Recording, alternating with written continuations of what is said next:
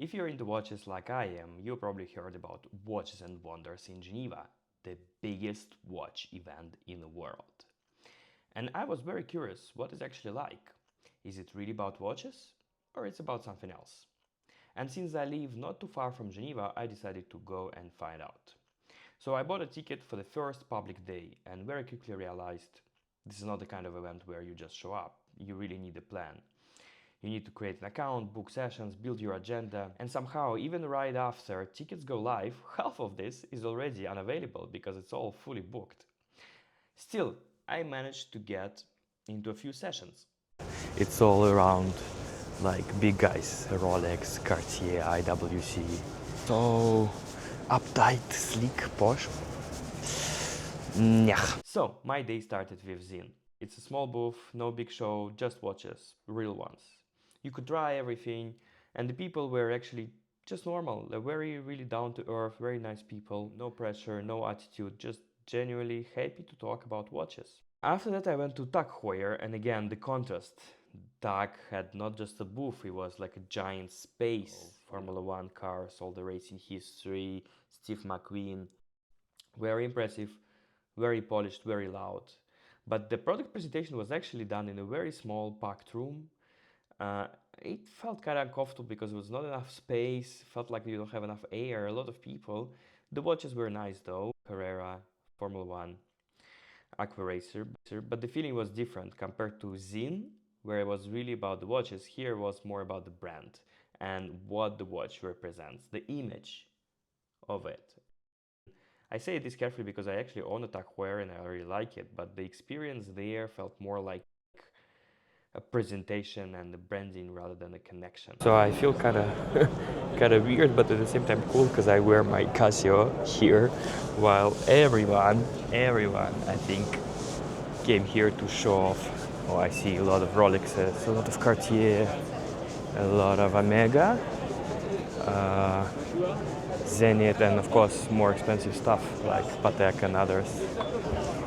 So what I've noticed that people stare at my wrist and they see Casio and they have a very confused faces.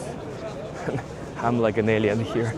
Then I kind of slowed down, I walked around, I went to a lecture, I browsed books, bought some, just looked at different booths, different venues, just had the time on my own. And then later I joined the guided tour, and that was really, really cool because we visited smaller brands, a lot of smaller brands.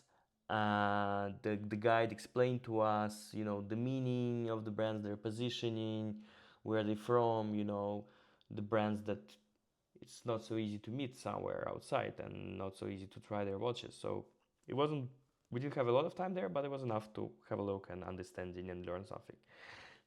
But we also went inside the big guys. And the amazing thing that we were able to skip the line because there was a lot of lines everywhere, lines. It's like an airport security. Everybody came there to see AP, Rolex, and everything, and that was crazy. People waiting for watches. I mean, you could see all these watches in official ADs, in boutiques. You're wasting your time waiting in lines here. It's crazy. But with the tour, we managed to skip a lot of lines and we went straight inside. And there, the staff of brands, they actually took over the microphone and they gave us presentations about the new collections, the history of the brand, and it was pretty cool, Vacheron Constantin, Lange and Zone. But the most surreal moment was at Ulysse Nardin. I really didn't know much about it, but it turned out to be pretty cool. First of all, there were robots dancing just outside, which was kind of freaky.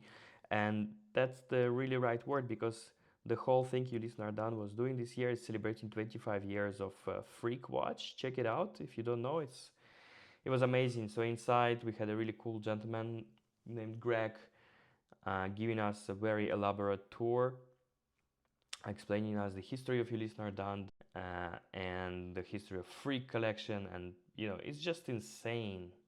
It's insane what they're doing and what they're creating now with the Super Freak. Check it out. I mean, this watch cost more than $300,000. I was holding it in my hand. It's insane. It's crazy because there's like double tourbillons, mechanically more than 600 or 500 pieces. There is like a microscopic differential like you have in a car, and microscopic gimbal that was done just to make these all things rotate and move, like in terms of mechanical engineering at this kind of almost a nanoscale. It's just absolutely amazing, absolutely unnecessary, but just insane. And it's cool. That's really kind of cool. Not because you need it, just because someone figured out how to build it. At the end of the day, I went to Tudor, and I thought I was late because the session had already started. But instead of turning me away, people at Tudor were so nice. They gave me a private tour. They just me, they showed me around. They walked me through everything. They showed me new releases. Black base ceramic was very nice. I really like that. Unfortunately, a lot of watches there were dial watches with no movements inside, and that felt a bit upsetting. So I had seen a lot, I thought a lot, I walked too much there, and I kept asking myself, was it worth it? And I think it depends. It really depends what you like about watches. If you're like big brands, presentation, spectacle, Watches and Wonders is the place for you. But if you're mostly into watches themselves, probably you would not enjoy it as much. Would I travel from abroad just for this? No. More than anything, it showed me something not just about the watches, but about the whole world around the luxury watches. Throughout the whole day, I was wearing my $40 Casio, and I felt actually pretty cool.